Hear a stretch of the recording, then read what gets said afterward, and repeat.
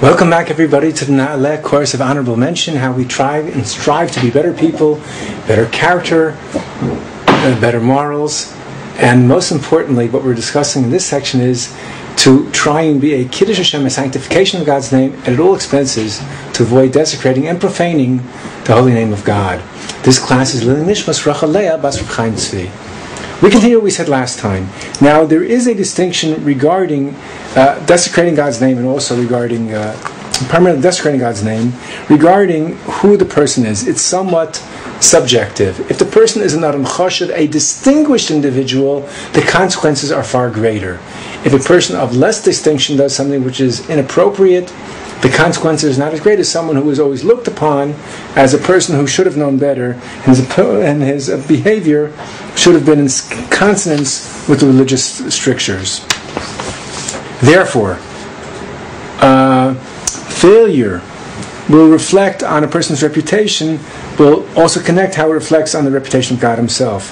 Thus, when our father Abraham left to go to the Holy Land, he was very concerned that he shouldn't leave with the assumption that people would think he's leaving his old-aged father before his father had even died, because then why is his son abandoning his father? He feared this would be a Chil Hashem.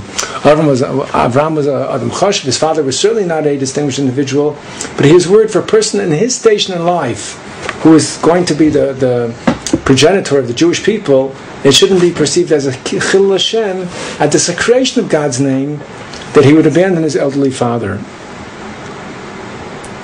Okay, now, an important distinction. Albeit the sources seem to restrict higher ethical standards only to an Adam Chashav, to a distinguished individual, this would appear from the Rambam in Hilchos Yisodei Torah, the case could easily be made that today every person who looks religious, wears religious attire, meaning the man who wears a kippah, women who wear within the strictures of modesty and are quickly identified as religious people, anyone in this regard could fall within the rubric of an Adam Chashav, of an important individual. Because as far as the non-observant community is concerned, everyone looks upon anyone who's religious as a religious person whose behavior is held up to a standard of how a religious person should act, like an Adam Chashav. The story is told that the Chafetz Chaim once chastised his son for having committed an act which he considered to be a Chil Hashem. The son said in his own self-defense that I'm not an Adam Chashav, and for me to do this does not in any which way desecrate the name of God. So the Chafetz Chaim responded that as far as the standards of Chil Hashem are concerned, you are considered a Talmid Chacham, a scholar, and therefore what you did constitutes a Chil Hashem. The Rambam writes, and the source for this is in his Igeres Hashmad, the Rambam writes that a person should not do anything which could be viewed as unseemly, inappropriate, in the eyes of others, even though in their own eyes they're not considered to be unseemly. And one more thing to be stringent upon, and there seems to be consensus among the authorities that stealing from a non-Jew is actually more grievous than stealing from a Jew, because stealing is stealing. Either way it's wrong. But when you steal from a non-Jew, there's the extra factor of desecrating God's name, which makes this one crime into a monstrous crime.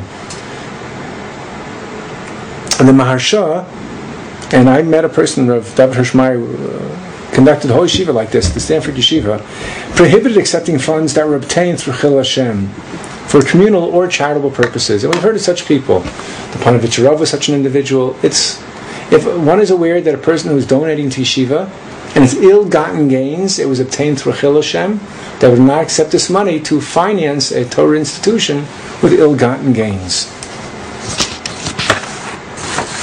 Okay. We thank Rabbi Dratch for his important essay, and we resume, and our source goes back to the usual, which is Rabbi Joseph Telushkin's You Shall Be Holy book. Okay, let's give a popular definition of Chil Hashem, which could be a Jew who acts in a dishonest or obnoxious manner in dealing with non-Jews would cause them to view Jews and Judaism with contempt. That would constitute a Chil Hashem. Next definition. A religious Jew acting in a way that causes non-observant Jews to lower their opinion of Judaism and or religious Jews. And lastly, Jews who will give up their faith to avoid persecution or gain advantage, like a profession in an anti-Semitic society, that also is a desecration of God's name. Now, there is no question, the Gemara says in Shabbos, Daf Lamed Gimel, that desecrating God's name is a very, very serious offense. Some rabbis view it as unforgivable. According to the Gemara Yuma, which we've already quoted, only a person's repentance and death can atone for a Chilul Hashem. And the reason for this is very simple. Even if a person who has desecrated God's name repents, the person who were negatively affected by this person's desecration of God's name may still remain alienated from God and alienated from Judaism.